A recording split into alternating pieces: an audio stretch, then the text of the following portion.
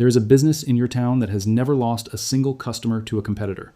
It pays zero income tax. It pays zero property tax. It can own commercial real estate, a television studio, sometimes even a private jet, and it never has to hand $1 of profit to a shareholder. If you sat down and tried to design the most bulletproof company on earth, you would end up with something that looks almost exactly like a large American megachurch. I know how that sounds, so let me earn it. This is a math channel, so we are going to do the math slowly, out loud, with real numbers, and I'm going to hand you one idea to carry the whole way through. I call it the ultimate tax-free corporation. Picture two buildings standing side by side. On the left, a Fortune 500 company. On the right, a 30,000-member megachurch. By the end of this, you'll be able to run the numbers on both, and you'll see why. Purely as a business, one of them beats almost anything on the stock market. Not holier, not more evil. Just, mathematically, a better machine for keeping money. Let me be honest with you about what this is not. This is not a video that says faith is a scam. It isn't. This is not a video that says pastors are crooks. The overwhelming majority of churches in this country are tiny, broke, and run by people who genuinely give more than they take. The average pastor in America is not flying anywhere. He's underpaid and quietly covering the electric bill out of his own pocket. So I'm not talking about him. I want to be very clear about that. I'm talking about the top of the pyramid. The handful of enormous organizations where the structure stops behaving like a church and starts behaving like a corporation that simply forgot to tell the tax office. And here's the honest part most people get wrong. Almost nothing I'm about to show you is illegal. That's the whole point. This isn't a story about criminals. It's a story about the best legal loopholes ever written. Read that again, slowly. The problem isn't that they're breaking the rules. The problem is that the rules, for them, barely exist. So let's build it from the ground up. At its core, every business runs on one thing: cash flow. Money coming in the door, reliably, that you can count on. A normal company spends millions fighting for that cash flow. Advertising, discounts, salespeople. It has to convince you every single quarter to come back. Now here's where the megachurch model gets interesting. Its customers don't need convincing. They believe that giving 10% of their income, the tithe, is a moral and spiritual duty, not a purchase, an obligation. The most loyal, lowest cost, most recurring revenue any company has ever dreamed of. Let me show you the number. Take a congregation of 30,000 members. That's a real size for the big ones. Say the average household earns $50,000 a year. A standard tithe is 10%, $5,000 a year per household. Now multiply.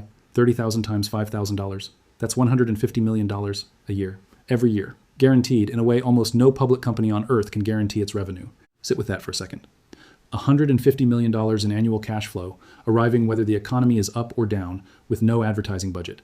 From customers who feel it would be wrong to stop paying. Now let's run the first number, the tax number, because this is where the two buildings split apart. Imagine a normal corporation clears $150 million in profit. The federal corporate tax rate right now is 21%. So that company writes a check to the government for roughly $31.5 million. Gone, before anyone gets paid a bonus. The megachurch, classified as a 501c3 religious nonprofit, pays that same tax on that same cash flow, and the number it pays is zero. Not reduced, not deferred, zero. So right out of the gate, before we've talked about buildings or books or jets, the church version of this business is starting each year $31 million ahead of the corporate version. Same revenue, opposite tax bill. Here's the catch, and I promised you honesty. A nonprofit isn't supposed to have profit in the way a company does.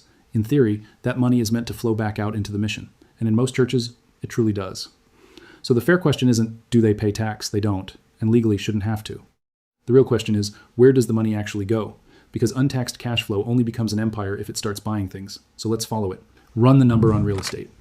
A megachurch doesn't just own a chapel. The big ones own campuses, office parks, broadcast facilities, bookstores, coffee shops, sometimes apartment complexes, and land held for development. On the corporate side, a company that owns all that property pays property tax on every square foot. That's real money, often 1% to 2% of a building's value, every year, forever. The church? On property it declares is used for religious purposes, it pays no property tax. Which means it can accumulate real estate the way an aggressive real estate investment trust does: buy, hold, expand, repeat. Except a REIT is legally required to pay out most of its income to investors and gets taxed along the way. The church keeps everything and pays nothing. It is a real estate machine with the brakes cut. And now the loophole that makes people's jaws drop. The parsonage. Under the law, a home the church provides for its religious leader, a parsonage, gets extraordinary treatment. On the income side, a minister can take a housing allowance that isn't taxed as ordinary income the way your paycheck is. And on the property side, in many states, if that home is owned by the church and designated as the pastor's residence, it can be partially or fully exempt from property tax too. So picture a $10 million house. Property tax on a home like that might normally run $100,000 to $200,000 a year, I'm estimating, because rates vary by state, but that's the right neighborhood. Register it correctly as clergy, housing owned by the ministry, and that bill can collapse toward nothing. The pastor lives in a mansion. The mansion is technically the church's. And the tax man in many places, waves it right through. Now here's where it goes from clever to almost artistic. The book trick. Let me walk you through how this actually works, using a real case, because I don't deal in rumors. A pastor writes a book. Good.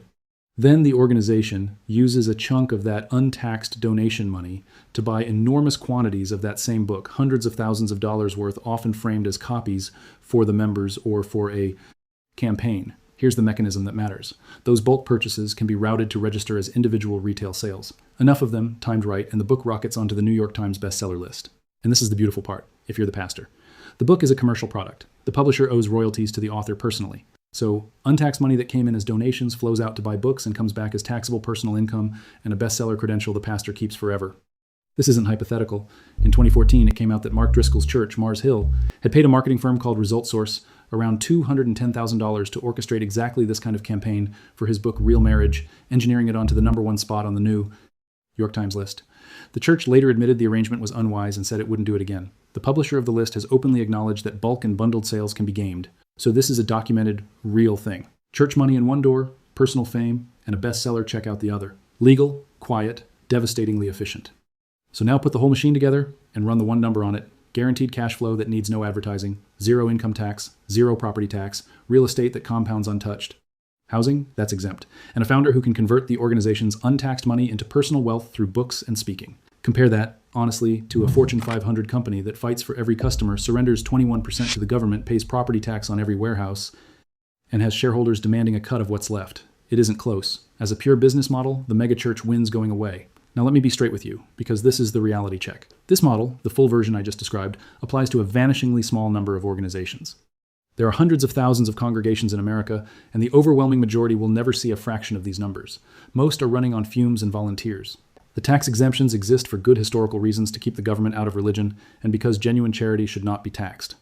Plenty of large churches also run real hospitals, real food banks, real disaster relief, and open their books voluntarily. Some belong to accountability groups that audit them. That's the honest counterweight, and you should hold it. And here's the thing nobody can tell you from the outside, which is which.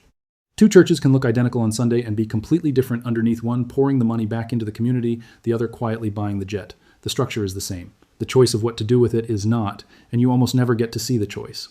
So what do you actually do with this? Not the loud thing. Don't walk out of here deciding every megachurch is a criminal enterprise that's lazy, and it's usually wrong. But don't swallow the other story either, the one that says a 30,000 person, $150 million organization is just your little neighborhood chapel with a bigger parking lot. It isn't.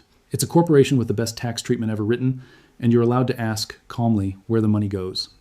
If you give with your eyes open. Ask if the books are public. Ask who audits them. Ask what percentage actually reaches the community versus the campus, the brand, and the house. Those are not hostile questions. They're just arithmetic. And you're allowed to do the arithmetic before you decide. Here's the one line to keep. A megachurch is the ultimate tax-free corporation, the same cash flow machine as a Fortune 500 company, with the taxes switched off and the shareholders removed. What it builds with that machine is up to the people running it and worth your quiet attention. If running the numbers before you make a move is how you want to think about money, subscribe. That's the whole point of this channel. We do the math so you don't have to take anyone's word for it, not theirs and not mine. I'll see you in the next one. Character count, 11,098.